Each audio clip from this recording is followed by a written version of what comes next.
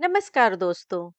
मूक नायिका में एक बार फिर से आप सबका स्वागत है, अभिनंदन है। 7 जनवरी 2023 एयर इंडिया की फ्लाइट में एक महिला के साथ अभद्रता, आरोपी गिरफ्तार। दिल्ली पुलिस ने बेंगलुरु से पकड़ा। 24 जनवरी 2023 स्पाइस जेट एयरवेज में एक महिला केबिन क्रू के साथ अभद्रता, वीडियो वायरल हुआ, आरोपी पकड़ा गया। दोनों पुरुषों का धर्म अलग था, किंतु मानसिकता एक।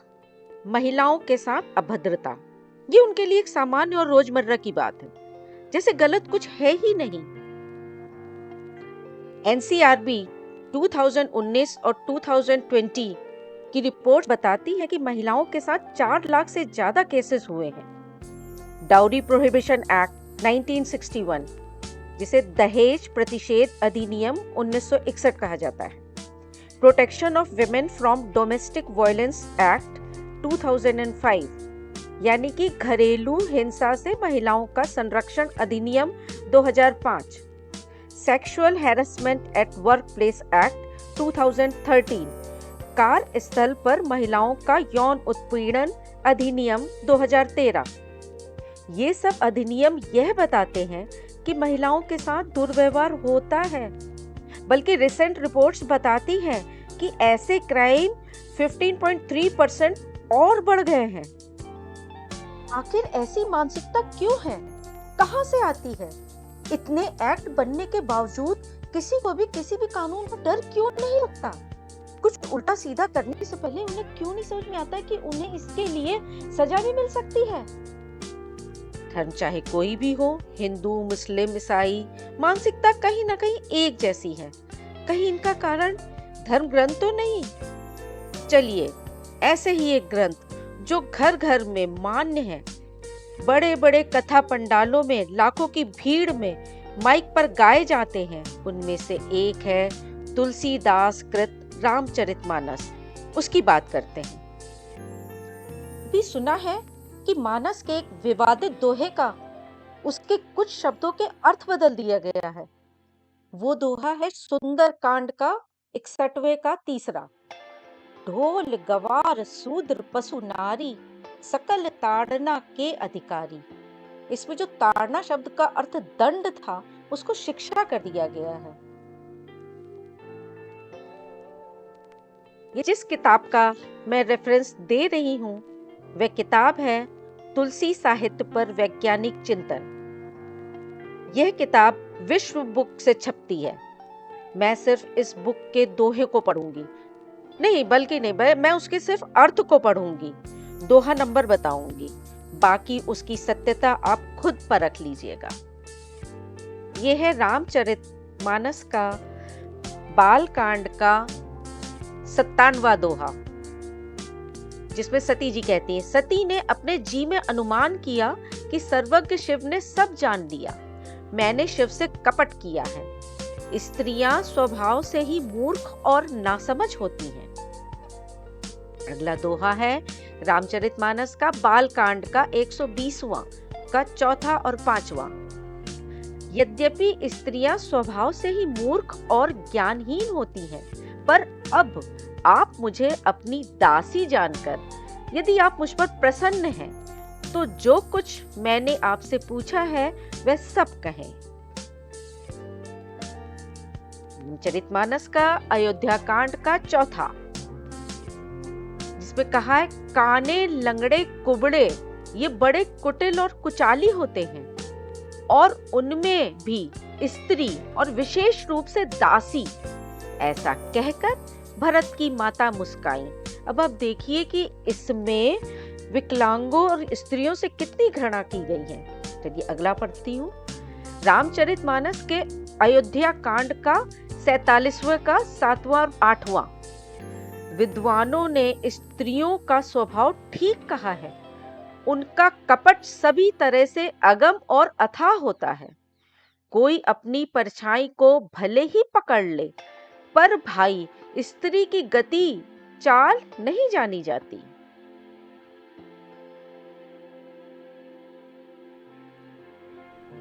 रामचरितमानस का अगला दोहा, अयोध्या कांड का 65वें का 7वां। हे नाथ, जिस तरह बिना जीव के शरीर और बिना पानी के नदी व्यर्थ है, उसी तरह बिना पुरुष के स्त्री भी व्यर्थ है। अगला दोहा है रामचरितमानस के अरण्य कांड का 5वें का। स्त्री स्वभाव से ही अपवित्र है, पति की सेवा करने से ही उसे सद्गति प्राप्त होती है। अगला दोहा है रामचरितमानस के अरण्य कांड का, उसका 17वें का 5वां और 6वां। हे गरुण, स्त्री मनोहर पुरुष को देखते ही, वह चाहे भाई हो, पिता हो या पुत्र ही क्यों ना हो, विकल हो जाती है और अपने मन को रोक नहीं सकती। जैसे सूर्य को देखकर सूर्यकांत मणि पिघल जाती है, वैसे ही सुंदर पुरुष को देखकर स्त्री पिघल जाती है। अब बस, इससे आगे और नहीं पढ़ सकती मैं। हो सकता है किसी दूसरे वीडियो में आप तक वो जो बाकी बचे हैं दोहे वो मैं ले आऊं। आप अपनी तर्क बुद्धि से खुद पढ़ें और इसके बारे में सोचें। एक बार नहीं, बार बार पढ़ें, इसका मर्म जानें कि क्यों कर सती के मुख से, पार्वती के मुख से, अहिल्या के मुख से, केकई के मुख से, इन सभी स्त्रियों के मुख से समस्त नारी जाति की बुराई कर दी गई इस लेखक ने।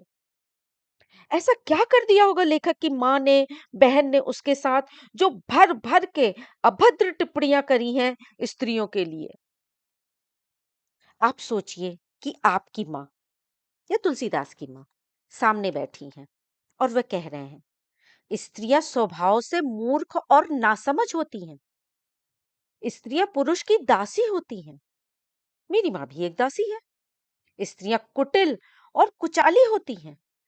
सभी स्त्रियां और मेरी माँ का भी कपट अगम और अथाह होता है। लोग अपनी परछाई को भले ही पकड़ ले, पर स्त्री की चाल यानी कि षड्यंत्र को कोई नहीं पकड़ सकता। स्त्री का अपना कोई अस्तित्व ही नहीं होता पुरुष के बिना। इसीलिए वृंदावन काशी में अनेकों नेक स्त्रियां, विधवाएं, माएं दर दर भटक रही हैं। स्त्रियां स्वभाव से अपवित्र होती हैं। कोई अपनी माँ को कैसे अपवित्र बोल सकता है, जिसके कारण उसका अपना अस्तित्व हुआ है। और मानस 17 के जो अभी पढ़ा है उसके 5th और 6th में के अरण कांड में तो हद ही हो गई कि माँ के चरित्र पर उंगली उठा दी कि वह भाई, पिता, पुत्र किसी की ओर भी आकृष्ट हो जाती है। मैं तुलसीदास की माँ की तरह सोच रही हूं कि अगर मेरा बेटा ऐसा लिखता समस्त स्त्री जाति के लिए, तो मैं उसका पता नहीं क्या करती। निशब्द हूं मैं ऐसे कुत्सित विचारों को पढ़कर, निशब्द हूं मैं। तो दोस्तों, ये जो विचार थे ये पूर्णतया मेरे थे। अब ये आपके विवेक और तर्क बुद्धि पर निर्भर करता है कि आप इन दोहों से क्या निष्कर्ष निकालते हैं। मैं तो उन्हें कुछ झलकियां ही मानती हूँ जिनसे स्त्रियों को निम्न समझने की प्रेरणा मिलती है। अभी तो पूरी पिक्चर बाकी है। आप ही बताएं, ऐसी सोच का क्या करें। दोस्तों, आप कमेंट में लिखकर बताएं कि क्या मेरी सोच आपकी सोच से मैच करती है, या जो भी आप सोचते हैं आप कमेंट पे लिख कर बताएं। तो दोस्तों, ये वीडियो यहीं पे खत्म होता है। आपको यदि वीडियो पसंद आता है तो इसे लाइक, शेयर और सब्सक्राइब करें और अपने घर की महिलाओं को अवश्य शेयर करें और उन्हें सचेत करें कि जब वो कथा पंडालों में कहीं जाएं तो ध्यान रखें इस प्रकार के दोहों का। धन्यवाद दोस्तों, अपना ध्यान रखें।